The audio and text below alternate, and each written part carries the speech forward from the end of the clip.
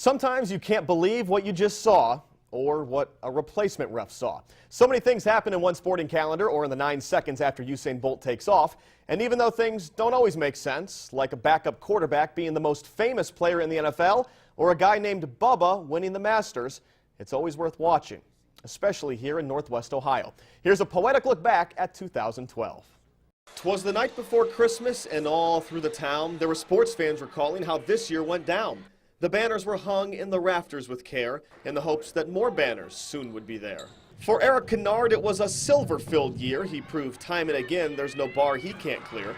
A trip to the World Series, then the Tigers went down. They may have a prince, but Miguel won the crown. A title for Perrysburg, their best season yet. Matty Williams kept hitting the back of the net, while Southview advanced on a similar role, but their season came up a game short of their goal. The Irish are champions, the best in D2, on top of the state and enjoying the view, while Whitmer fought hard, runners-up in D1, the same on the hardwood where the Panthers were stunned. The Falcons are bowling on the way to DC, which are 2 of the letters between a B and a G, but 3 different letters are why Eric Page fell, his NFL shot doomed by his ACL. An undefeated season for the Bucs' Urban Meyer has Columbus fans forgetting about Tressel and Pryor, and the Jamie Farr's back with a champion new, not me, I, or us, but rather, it's you.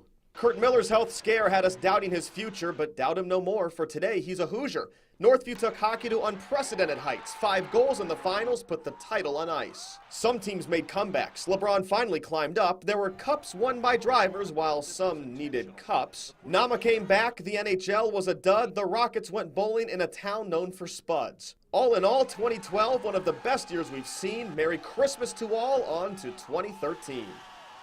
I do want to wish you and your family a happy holidays, but before we turn the page on a new year, it's time for our Christmas Eve tradition. Here's a poetic look back at 2013. 'Twas the night before Christmas, and all through the town there were sports fans recalling how this year went down. The banners were hung in the rafters with care, and the hopes that more banners soon would be there. The socks that are red made the Tigers feel gray. Then Jim Leland decided that he'd walk away, and Dave Dombrowski, that wheeler and dealer, pulled off a trade to get rid of Prince Fielder. While the Indians did well to earn their wild card, and for one night against Tampa, the fans filled the yard. Those fans, oh so angry. The Browns still a dud, but headed the right direction with Toledo's own Chud. At Savage Arena, the Rockets started so quick, making things look much easier than spelling Kowalczyk. On the women's side, we said goodbye to Nama Shafir, falling just short of the tourney. She left us in tears. Without Jamie Farr, we still had golfers fantastic, an amazing field for the inaugural Marathon Classic, while the field on the hardwood, it shrank down to 2, with Louisville breaking hearts of Mays and the Blue.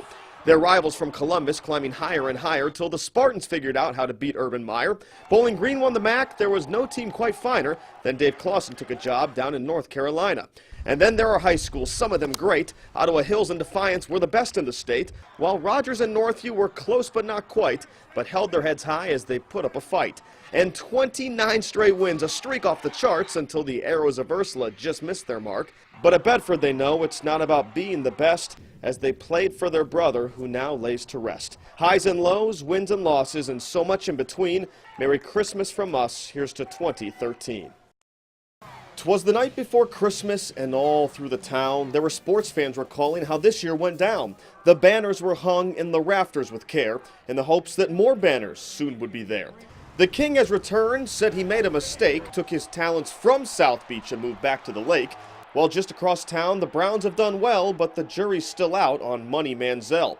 In Detroit, the Tigers lineup once again loaded, but a quick playoff exit when the bullpen imploded.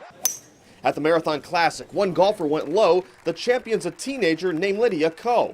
At Michigan, a disaster. The season went up in smoke. Dave Brandon is gone, and so is Coach Hoke. While down in Columbus, the Bucs winning with ease. A spot in the Final Four, but it took 3 QBs. The Bowling Green Falcons re-energized fans with 2 brand new coaches named Babers and Jans.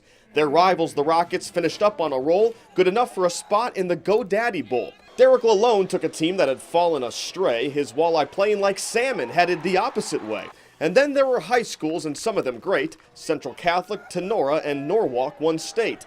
But the hockey state finals brought the crowd to its knees. Northview tied St. Ignatius after 7 OTs. Jimmy finally won in Michigan, his driving precise. While some drivers were naughty, Kevin Harvick was nice. All in all, this whole year, one of the best that we've seen. Merry Christmas to all. On to 2015.